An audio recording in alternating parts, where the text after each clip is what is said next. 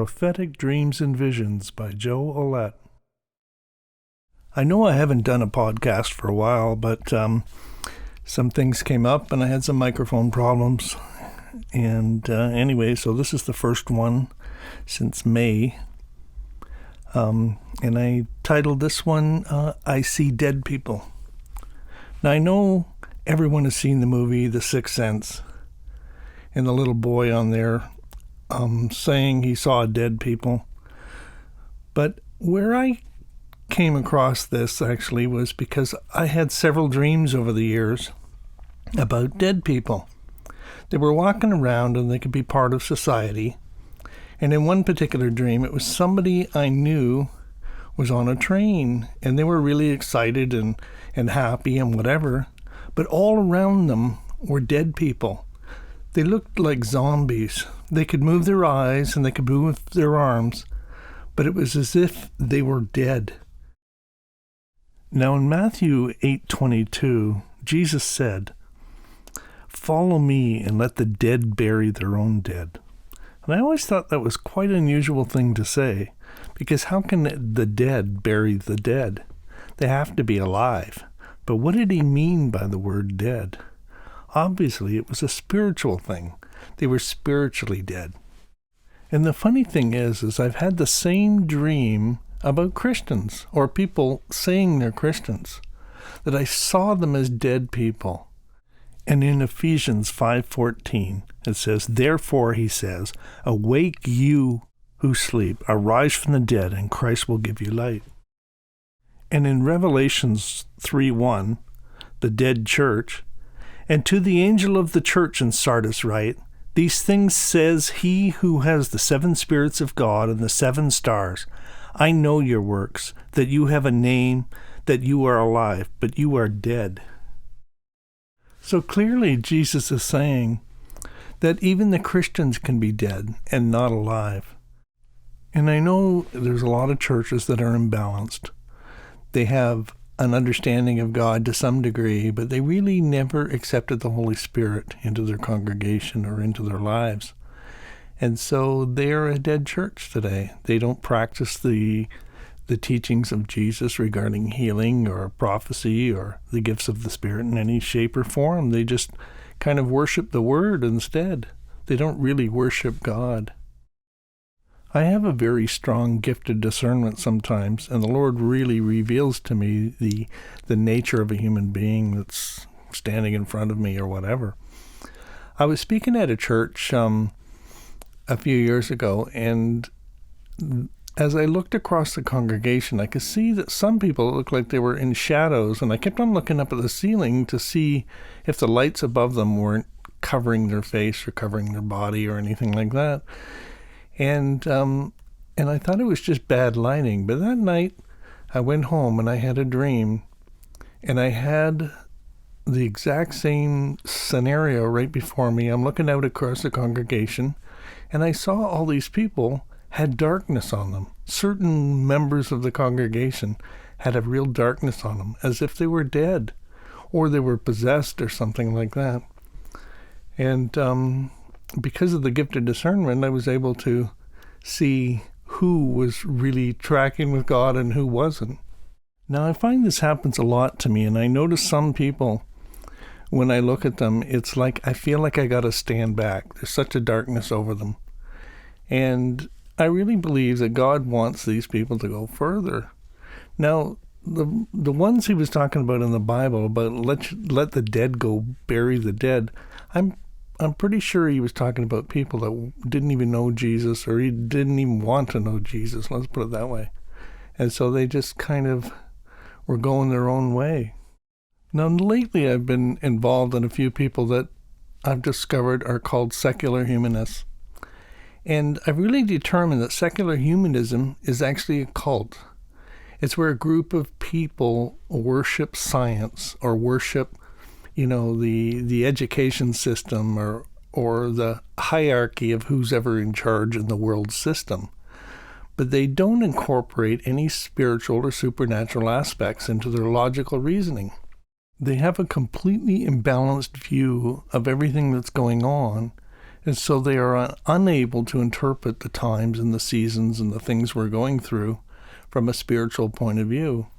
They don't have the ability to go to God because they've already rejected God. They worship science instead and want nothing to do with God. Most of these people don't even believe in God, or they say they're agnostic, but, God reveals to me in dreams some of these people, and I can see clearly that they are not good people. There's darkness all over them completely. So I came across this story I heard on a radio show, and I actually talked to the radio station and got a copy of the little metaphor of a boy talking about some parable, I think. It's a modern parable. And it really hit me. It really struck me strongly about the nature of a lot of Christians that I know. For instance, I know somebody that's been a Christian most of his life, but yet you would never know it in a million years. There's been almost no change whatsoever in his life. And so he just sits there in the exact same position as he was 40 years ago. And there's been very little change. Any of the change that's taken place is things he's done on his own. But he doesn't realize he's never really surrendered his life to God, so God can't do anything with it. He has to have permission from us to take us further. If we resist at every corner and try to stop what he's doing, then it really slows the process. And so this person is the slowest processing person I've ever seen in my entire life. He has even gone to Bible college and been a minister at one time, but yet he's so full of religiosity that he's never really got to know God personally. And I see that God gives him dreams all the time to surrender his life and make changes in his life, but he ignores them every single time and then justifies the way he ignores them. Now, when I heard this little story, this metaphor, or this parable, it really hit me. It sounded just exactly like this person. And then I realized there were a lot of people like this. And they were kind of stuck in limbo, and they were stuck in their churches, and they're hiding who they really are deep down inside, that they've never really gotten over a lot of these things and character flaws in their life. And they keep just pretending. They have a mask on. I know in the early days, a big catastrophe kind of took place in my life, and I got rid of all my dead friends. And God separated me from all of those people that were holding me back and dragging me down and trying to take me down that secular humanistic road again that we all get kind of born into. Anyway, listen to the story and see if it doesn't touch your heart. The story of this from this little boy's voice. It really touched me. There's an old story that I love to tell about a dirty old man who used to live in a dirty old house away up on the side of a hill in a country far, far away. He was called a hermit because he didn't like to be with people. He just liked to live all by himself. He ate as little food as he could so that he wouldn't have to work any more than he just had to. He never swept his house, he never washed his clothes, and he never pulled the weeds from his garden. He just slept and slept and sat in the sunshine nearly all the time.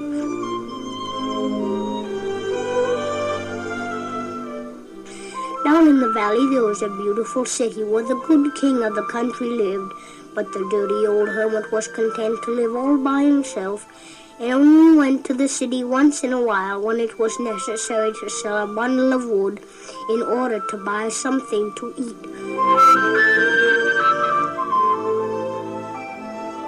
One day the dirty old man was sitting in the sunshine among the weeds when he heard a horse coming up the path toward his house. Cloppity, cloppity, cloppity, clopper. And he looked, and it was the king riding on his horse up the hill. He came closer and closer. He tied his horse to a post and walked towards the dirty old house.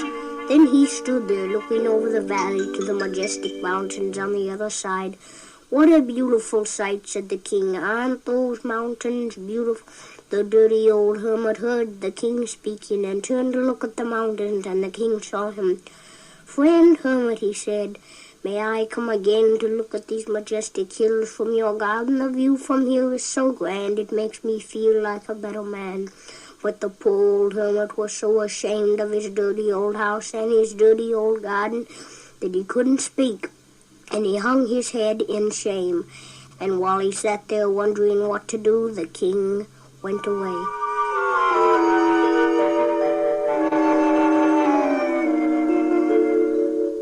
"But he will come again," said the hermit to himself. "I must get ready for him." So he cleared away the weeds and swept the path of his house and repaired his old broken stool and placed it in front of his house and waited for the king to come again. And one day he heard a horse coming up the hill again, cloppity-cloppity-cloppity-clop, and he looked, and it was the king riding on his horse up the hill. He came closer and closer and tied his horse to a post and then walked up, and he came and sat on the stool and gazed over the valley to the beautiful mountains. And the king said, thank you so much, friend hermit. I just love to come here. May I have a glass of water to drink?" He didn't dare to tell the king that his cup was dirty and his bucket was empty and the spring was muddy and overgrown with weeds. What could he do? In shame, he ran to the spring to clean his cup. But when he got back, the king had gone away. "But he will come again," said the hermit to himself. "He said he would, and I must get ready for him." So he cleaned the spring and cleaned his cup. Then he put a table beside the little stool in front of his house and brought fresh water in his bucket every day and kept it on the table and waited for the king to come again. And one day he heard a horse coming up the hill again, cloppity-cloppity-cloppity-clop. And he looked, and it was the king riding on his horse up the hill. He came closer and closer. He tied his horse and walked towards the dirty old house. And he came and sat on the stool and drank a cup of lovely cool water. And the king said, thank you so much, friend hermit," he said. "I just love to come here and enjoy this beautiful view. It was so good of you to have lovely cool water already. I'm so tired and hungry today. Could I please have a little bread to eat?" Poor old hermit, he had nothing to eat but a few half-rotten grapes and a dry crust or two of bread. He didn't dare to offer any to the king. And while he sat there wondering what to do, the king went away. "But he will come again," said the hermit to himself. "He said he would, and I must get ready for him." So he went into the forest and cut wood and sold it in the city and bought cornmeal and baked corn cakes every day. Then he watered his garden and weeded his turnips and waited for the king to come again. And one day he heard a horse coming up the hill again, cloppity-cloppity-cloppity-clop. And it was the king, and he came and sat on the stool and drank the water and ate the corn cakes. And the king said, thank you so much, friend hermit. I just love to come here and enjoy this beautiful view. It is so good of you to let me come and rest in your garden and refresh myself with your food and your water. Then he said, friend hermit, I'd like to sleep here tonight so that I can see the sun rise in the morning. Sleep here? Poor old hermit, he didn't dare to tell the king that he had no bed and that he slept on some old bags on the floor. In shame he hung his head and went inside his house, wondering what he could do. And while he was there, the king went away. But he will come again, said the hermit to himself. He said he would, and I must get ready for him. So he went into the forest and cut some nice poles and made a nice bed. Then he cut some more poles and made a nice veranda in front of his house. Then he watered. Then he sold some more wood and bought a nice mattress and a nice blanket. Then he noticed how dirty his house was, so he swept his house and washed his windows. Then he noticed how dirty his clothes were, so he sold some more wood and bought some nice new clothes, and every day he swept his house and weeded his garden and drew fresh water and baked corn cakes and bathed himself and dressed in his nice new clothes and waited for the king to come again. And one day he heard a horse coming up the hill again, cloppity, cloppity, cloppity, clop.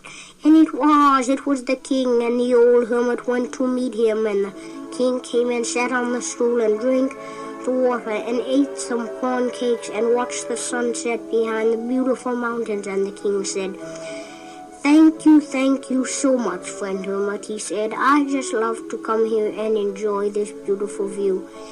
It is so good of you to let me come and rest in your garden and refresh myself with your food and your water, and to sit here and look over the valley at those great, tall, strong mountains. God must be so good to be able to make mountains like that, and he is so good to let us see him. It makes me want to be a better man and a better king. Then the king slept on a nice new bed and stayed with the hermit all night and watched the sunrise in the morning. And the old hermit was so happy because the king ate with him and talked with him and stayed with him. And the people didn't call him dirty old hermit anymore. They called him the friend of the king.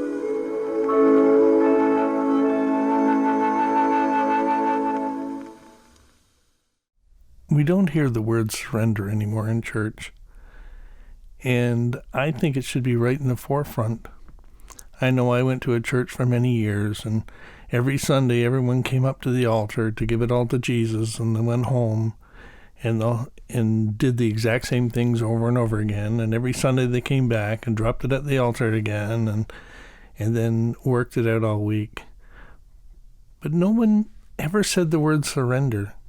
And it was only Jesus who told it to me. He told me the story that we need to give these things to him and let him have them completely and totally. And a lot of times we say we're giving it to him, but then we don't. We resist. We fight him constantly. We have to trust that he's looking out for our best interest, and he's going to put into place all those things that we really need in our life. And not bad things, but replace them with good things.